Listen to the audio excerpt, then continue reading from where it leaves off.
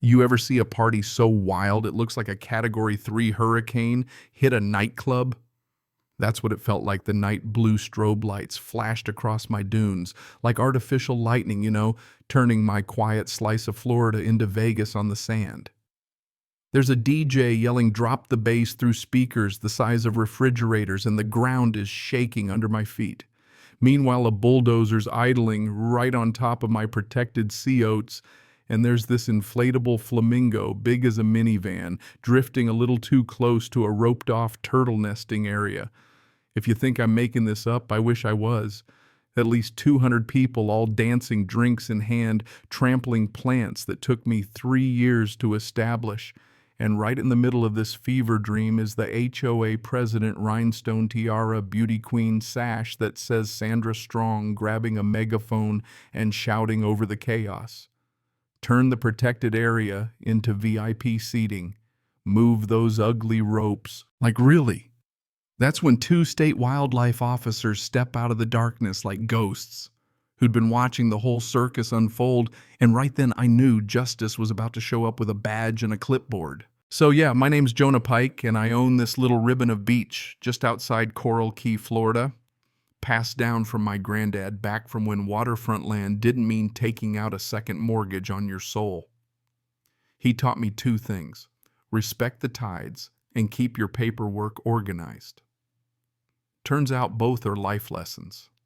I keep the place quiet and natural, just like he wanted. Old boardwalk made of recycled wood cottage in sun-faded blue hand-carved sign reading private shore nesting area. You want paperwork? I got conservation easements, permits, more documentation than some small countries. And just 3 blocks inland is Pelican Palms, a fancy gated HOA community fountain sculptures, palm trees that cost more than my old truck.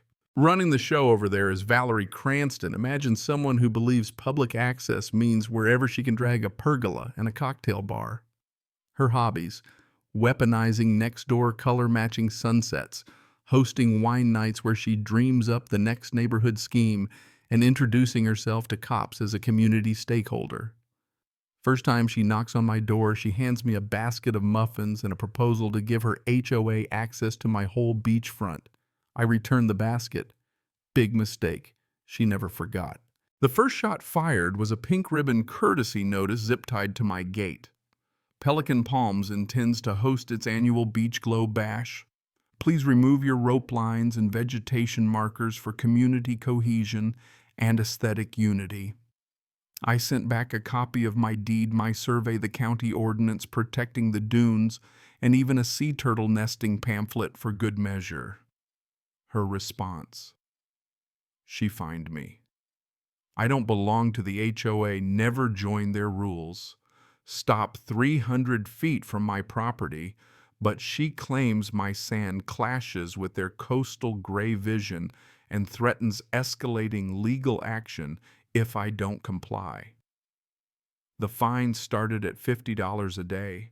She even sent over Brenda, the architectural review chair, a retired accountant sweet lady, to measure my sea oats with a tape measure, apologizing the whole time, saying Valerie threatened to fine her too if she didn't complete the assessment. Then comes the rumor mill.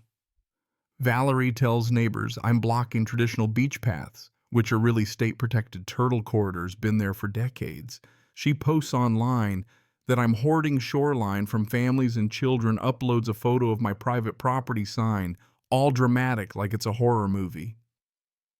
Local Facebook group she calls my no glass on beach rule elitist, conveniently skipping over the part where broken glass and baby turtles are a bad combo. Folks I've never met start glaring at me in the grocery store. A week later, a rental company truck shows up with 300 LED wristbands, a full lighting rig. And I'm not joking, 2 industrial foam cannons. I tell the guys they've got the wrong address. They flash me what they call a permit, Valerie's letterhead eagle clip art provisional coastal authorization in bold. I immediately email the county clerk, the Florida DEP, and Fish and Wildlife. Screenshots, GPS coordinates, the whole story, reminder that turtle nesting season runs through October, And what Valerie's planning would break about 6 laws. I document everything. Then I wait. Glow Bash night comes on like an invading army. Valerie's guests sneak onto the beach through a public access point, muscle a temporary fence across my boardwalk like they're the Marines. I watch from my cottage window as they unload gear. Somehow there's a bulldozer, don't ask me how it got past the access point, parked right on my protected dune to make a level dance platform. The operator looks miserable, but hey, a job's a job. At 9:12 p.m., professional fireworks start exploding over the water. At 9:14 p.m., a sheriff's deputy shows up, noise complaint. Valerie struts over, waves her laminated permit, tries to hand the deputy a sponsorship check for the department's outreach fund. The deputy's eyebrow goes so high, I swear it almost flies off his face. He asks Valerie to wait while he makes a call. Suddenly, the foam cannons go off, strawberry-scented pink clouds shooting down the slope, drenching my roped-off turtle nest in nightclub-scented suds. People are dancing, taking selfies, treating protected wildlife habitat like a frat party. The vibe switches from festival to federal in seconds. Fish and Wildlife rolls up 2 officers' clipboards, out cameras ready, looking like they've seen this movie before. Valerie, still with the megaphone, yells, "We're revitalizing public space for community wellness." The officer, gray hair, tired smile, tells her, "Ma'am, you're currently committing 3 misdemeanors and flirting with a felony." Turn off the music. I had receipts for everything. Trail cams catching every trespass. Text messages with Valerie bragging about reclaiming the beach. Even drone footage showing her bulldozer squatting on my dune. The deputy separates partygoers, starts taking statements. The DJ tries to claim maritime law means he's not responsible. The wildlife officer finds flattened sea turtle hatchling tracks under glitter and foam. Valerie points at me, demands they arrest me for sand hoarding and coastal monopolization. The deputy just asks for my documents. I hand him my survey map, conservation easement paperwork, waterproof folder, everything alphabetized. The officers measure the dune cut bag foam residue for evidence, take photos of the permit from every angle. Meanwhile, the county clerk emails Valerie's permit is a complete forgery. She used an outdated government PDF and edited it using Comic Sans font. The deputy turns to me, barely hiding a grin. "Mr. Pike, do you want to press charges for criminal trespass and property damage?" I say. Yes, with the calm of a man who alphabetizes his legal documents. The next week is dominoes falling, one more satisfying than the last. Investigators connect the dots. Valerie used HOA funds for the DJ $4,000, fireworks $6,500, open bar $3,000, the bulldozer $1, $200. Labeled it all as emergency erosion control and community safety infrastructure. Auditors find she's been siphoning money for months. That sponsorship check she gave the deputy, written to Beach Joy Community Fund, actually another HOA account Valerie used for her personal projects. The account paid for her Turks and Caicos vacation, coastal research, new patio furniture meeting equipment, hot tub therapeutic community wellness installation, state files, criminal charges, trespass, harassment of protected wildlife, unlawful alteration of dunes forgery. County adds felony grand theft for misusing HOA dues. The HOA membership files a civil suit. Preliminary hearing, man, I'll never forget it. The courtroom's packed with angry residents and 2 local news crews. Valerie shows up in a cream linen suit, gold buttons, giant sunglasses, doesn't remove them until the judge asks. Announces to the prosecutor, loud enough for the crowd, that she's basically a volunteer park ranger saving the community from erosion and access inequality. My attorney, Patricia Chen Sharp, specialized in environmental law, plays the video evidence on the projection screen. There's Valerie Tiara and all ordering workers to move VIP ropes around turtle nests so guests have premium ocean views. She's yelling, "Make it level.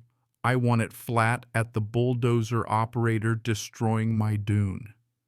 Coaching her teenage nephew to move my boundary markers just a little for party flow. The speakers pick up every word, including the moment she shouts, "We have provisional coastal vibes, people." This is about community. Someone asks if the permit's real. Valerie answers, "It's real enough for tonight." The judge, a man in his 60s who's probably seen it all, just pinches the bridge of his nose so hard I thought he'd pass out. He wipes his glasses, puts them back on, and delivers the ruling like a hammer wrapped in legalese.